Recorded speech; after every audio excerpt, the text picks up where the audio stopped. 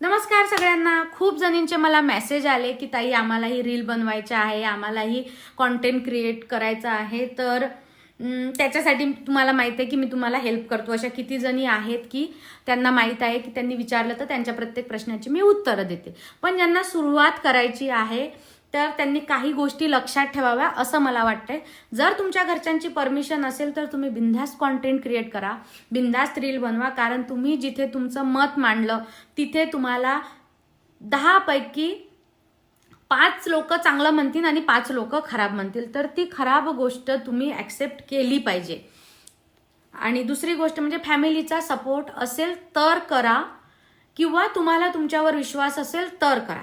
आणि नवरा नाही म्हणत असेल तर त्याला कन्व्हिन्स करा. आणि सगळ्यात महत्त्वाची गोष्ट म्हणजे तुम्हाला कॉन्टेंट क्रिएटर किंवा रील्स कशासाठी बनवायचे आहेत ते ठरवा. तुम्हाला फेमस व्हायसाठी रील बनवायचे आहे की तुम्हाला काहीतरी लोकांना सांगायचं आहे. आता कोणी जेवण छान बनवते, कोणी ज्वेलरी बनवते, मी तर ते सांगते की आजकाल जेही कोणी छोटा मोठा बिझनेस करत आहे त्यांनी सगळ्यांनी इंस्टाग्राम फेसबुकवर या. तिथून तुम्हाला खूप चांगला बिझनेस मिळू शकतो. तुम्ही तिथे स्वतःची ॲड स्वतः करू शकता. आणि काही लोकांना हॉबीज असतात ते पण तुम्ही शेअर करू शकता. आणि कसं होतं ना, घरच्यांना कौतुक नसतं, पण जेव्हा तुम्ही ऑनलाईन वगैरे असं टाकता तेव्हा 2 लोकांनी जरी तुम्हाला चांगलं म्हटलं ना तर तुम्हाला एक हुरूप येतो. त्याच्यासाठी चांगलं आहे. फक्त मला फेमस व्हायचं आहे, मला व्ह्यूज आले पाहिजे, माझे फॉलोअर्स वाढले पाहिजे, याच्यासाठी कॉन्टेंट बनवू नका. माझं कारण हे होतं की मला बाहेरच्या लोकांशी मिक्स न होता मला स्वतःतच बिझी राहायचं होतं. जेव्हा माझी कंडिशन होती की जेव्हा मी बाहेर जाऊ शकत नव्हती. मे बी ती जर माझी कंडिशन नसती तर आज मी असं काही हे केलंही नसतं. आणि मला माझे स्वतःचे अनुभव तुमच्याशी शेअर करायचे होते की as a woman, as a single parent, as a wife, म्हणजे अखिलेशला जो तो आजार होता त्यामध्ये मी कशी स्टँड केली, त्यामध्ये कोणी मला सपोर्ट केला, त्यामध्ये किती प्रॉब्लेम आले. आणि लोकांना आपले प्रॉब्लेम दाखवायला शिका. कारण लोकांना जर तुम्ही प्रॉब्लेम दाखवले नाही तर लोकांना ते कळणार नाही. आणि लोक तर नंतर येतील, पण घरचे तुमची कंडिशन सांगा, ते खूप महत्त्वाचं आहे.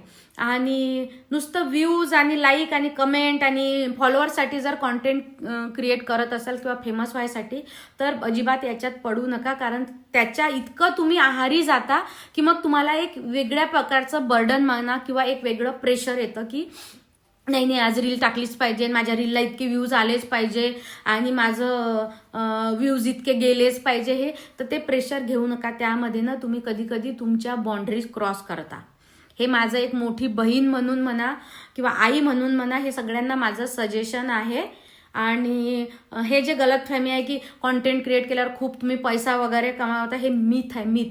कारण आता हर कोई कॉन्टेंट, म्हणजे एका कॉलनीमध्ये जा तुम्ही 10 कॉन्टेंट क्रिएटर आहे, ते लोक काय पागल आहे का इतकं सगळं? तसं तुमचा कॉन्टेंट असलं पाहिजे, तसं तुम्ही लोकांना दिलं पाहिजे. तर तुम्हाला जर खरंच काही करायचं असेल तर तुम्ही या फील्डमध्ये या. आणि इंस्टाग्रामवर अकाउंट वगैरे बनवा, हे तर मी तुम्हाला सांगितलेलंच आहे. नाही तुम्ही कॉन्टेंट क्रिएट करता किंवा हे, पण काय चालू आहे आजूबाजूच्या जगात हे आपल्याला कळलंच पाहिजे, एक आई म्हणून, एक बायको म्हणून. तर त्याच्यासाठी तुम्ही इंस्टाग्राम फेसबुकवर अकाउंट बनवून ॲक्टिव्ह राहा. बस एवढंच मी सांगेन. आणि बाकी कॉन्टेंट क्रिएट करायचं असेल, तुमच्याकडे कॉन्टेंट असेल तर तुम्ही रील वगैरे बनवा. खूप छान प्लॅटफॉर्म आहे, घरूनच तुम्हाला खूप हे मिळेल. आणि मला माहिती आहे की 10 पैकी 2 लोकांनी जरी तुमचं कौतुक केलं, सपोज तुम्ही एखादी डिशचा फोटो टाकला, तिथे कोणी असं हार्ट जरी लिहिलं नसेल तरी तुम्हाला थोडा हुरूप येतो. आणि त्याच्यामुळे नेहमी, आणि जेव्हा मी रील बनवते किंवा हे, तर त्याच्यातनं मला एक गोष्ट कळली की जवळच्या लोकांपेक्षा तुम्हाला दूरचे लोक जास्त ॲप्रिशिएट करतात. कारण माझ्या जवळचे म्हणा, ओळखीचे म्हणा, त्यांचा सपोर्ट इथे नसतो. ते म्हणजे मी तर म्हणेन की तुम्ही जर बिझनेस करत असेल, तुम्ही एखादा शो ऑर्गनाईज करत असेल, हे तर रिसेंटली एक्झाम्पल आहे, शो ऑर्गनाईज करायचा असेल किंवा तुम्ही काही बिझनेस करत असेल किंवा म्हणजे रील बनवत असेल, तर त्याच्यात सगळ्यात जास्त कोणाचा सपोर्ट राहणार नाही तर ते आहे तुमच्या जवळचे लोक. आणि तुमच्या जवळचेच लोक दूरच्या लोकांना जाऊन काहीतरी सांगणार. तर माझे हे जेवढे फॉलोअर्स आहे त्यांचा म्हणजे मी खूप खूप धन्यवाद करते की याच्यात खूप कमी लोक आहेत जे मला सपोर्ट करतात. खूप कमी लोक आहे, म्हणजे असं वाचलेलं आहे मी कुठं की तुम्हाला असं वाटतं ना की तुमच्याजवळ इतके आपले सगळे लोक आहे, तर एकदा रील बनवून बघा, कॉन्टेंट बनवून बघा, मग तुम्हाला कळेल की कोण आपलं आणि कोण परक. तर जवळच्यांवर डिपेंड राहून कुठलं डिसिजन घेऊ नका. सगळं हसत खेळत होत असेल तर बनवा रील, काही नाही. हे बघा, तसं मी दिवसभर बसलेली असते, हे करत असते, पण जेव्हा मला रील बनवायची असते, मी 15 मिनिटासाठी का होईना मी रेडी होते, मी त्या झोनमध्ये जाते. मेन म्हणजे डोक्यात काही भलतं सलतं चालू असेल तर तुमचा माइंड डायव्हर्ट होतो. इवन तुम्ही जर चांगल्या मोटिवेशनल रील म्हणा किंवा हे म्हणा, ते जर तुम्ही केलं तर बघितल्या तरी तुमचं माइंड डायव्हर्ट होतो. आणि आपल्यापैकी 100 पैकी मी म्हणेल 80-85 बायका डिप्रेशनमध्ये, हे आपल्यालाच कळत नाही आहे.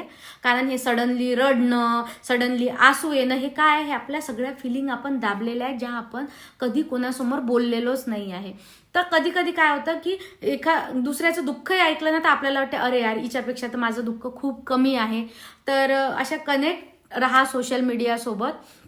त्याच्यावर तुम्हाला माहीत पडते की काय चालू आहे मार्केटमध्ये, ट्रेंडिंग काय आहे, काय जसं आहे की मला आहे रेडी होण्याची आवड वगैरे, मला आवडतं. मी पहिलेपासूनच राहणीमान माझं म्हणजे माझ्या नवऱ्यालाच आवडायचं, मी व्यवस्थित राहिलेली, तर त्याच्यामुळे तो प्रश्नच नाही आहे.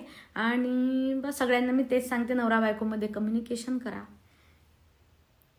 म्हणजे ते एक चांगलं हे आहे. कारण कसं आहे की शेवटी मुलं तर तुम्हाला सोडून जातील, शिक्षणासाठी म्हणा, जॉबसाठी म्हणा, मग शेवटी म्हातारपण सोबतच काढायचं आहे. मग कसं आहे, आतापासूनच जर त्याची व्यवस्था केली तर बरं आहे. कारण आता भांडण मग म्हातारपणी सोबतच राहणार, ते ट्युनिंग जमत नाही. तर बस सगळ्यांना माझ्याकडनं कॉन्टेंट क्रिएट करणार असेल तर शुभेच्छा. काही हेल्प लागली तर नक्की मेसेज करा आणि खुश राहा, आनंदी राहा. आपला आनंद आपल्याच हातात आहे.